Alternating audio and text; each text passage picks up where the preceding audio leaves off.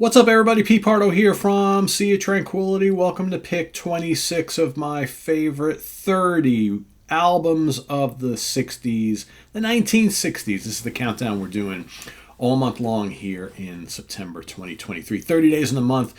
Together, we have picked out our favorite 30 albums released in the 60s. Any musical genre is applicable. Today for my pick number 26. This is the first and only album, debut album, only album from this British supergroup, released August 9th, 1969, produced by Jimmy Miller at Olympic Studios in London, as well as Morgan Studios in London, England, from Polydor Records. I'm talking about the self-titled release from Blind Faith. Yeah, that just ridiculous album cover. Blind Faith, of course, featuring Eric Clapton, Steve Winwood, Ginger Baker, and Rick Gretsch, right? Yeah, guys from Traffic, guys from Cream, right? I mean, basically, Rick Gretsch from Family. Yeah, supergroup to end all supergroups, right? The dissolution, the disintegration, the crumbling of Cream, which had everybody up in arms. Oh my God, the original rock supergroup is no more. Oh, don't you worry. Don't you worry. There's another one right around the corner, right? Of course, Steve Winwood from Traffic and the Spencer Davis Group on keyboards, vocals, guitars, a little bit of bass. Eric Clapton, guitars, vocals. Rick Gretsch, bass guitar, violin, some vocals, and Ginger Baker, drums, percussion, and some vocals, right? So, yeah, I mean, this is there's a lot of kind of mystique and mystery around this album and this band, and their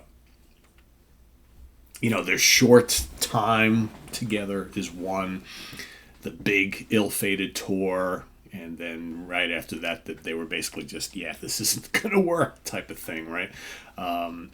It's almost as if, you've probably read the stories, right? If you've read any of the many Eric Clapton books or even his autobiography, he talks about how after Cream, he really did not want to be part of something that big and, full of egos, and he really didn't want to be kind of the big star, right, that people chanted for. And so what does he do? He joins this band full of a bunch of stars, and they go out on tour, and it's kind of more of the same, right? He's like thrust into the limelight. Blind Faith was like, oh, the next big super group is this super band, right?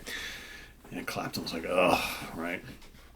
And it continues to get crazy after this, right? Of course, we got Derek and the Dominoes is right on the horizon, and that also is a pretty big collaboration. But then, of course, he develops the the heroin problem. He falls in love with Patty Boyd, George Harrison's lady, and it just goes crazy from there. But it's kind of the whole, with Cream and then with Blind Faith, just started this ridiculous trajectory for Clapton that I think he was just not ready for. But anyway, back to the music. Again, I always thought that this was a really, really strong album, and it's just a shame that they didn't do more with this, because I think everything kind of really gelled here. I think Clapton and Winwood working together was really a stroke of genius. I mean, Had to Cry Today is a terrific song, and you got most of the guys taking turns writing stuff here. You've got Winwood wrote Had to Cry Today and Can't Find My Way Home. Arguably the two best songs on the album, arguably, right? Had to Cry Today is a really good bluesy rocker. Can't Find My Way Home is a really nicely woven kind of folky pop rock song, right? Really, really cool. Well, All Right, of course, is their kind of bluesy boogie rock rave up of an old Buddy Holly track. Very cool. Then you got Presence of the Lord. Presence of the Lord is a Clapton song. Totally sounds like it. That sounds like something that might have fit in the Cream days, but maybe not, but also kind of like a precursor of what was to come from Clapton in the next bunch of years. Presence of the Lord, really, really cool song. Great guitar work on this entire album. The vocals are really well done.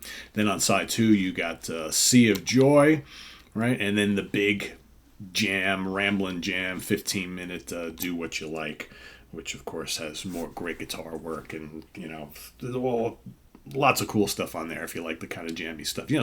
Some people have I've heard people say over the years that this album kind of sounds a little thrown together, And maybe that's because, they have this collection of some really strong songs and then the big, long, almost sidelong jam. Yeah, whatever. I kind of like that. I think this works out well.